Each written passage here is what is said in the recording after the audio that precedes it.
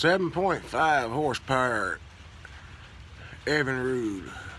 Pull, start, you can pull it, but it won't start. Pull it all day long. New fuel pump on it. Spark plugs gap at 30 thousandths. Fuel, rebuilt carburetor. It will run for maybe 2 seconds. After 15 minutes pulling on it, then it'll die. What's the problem?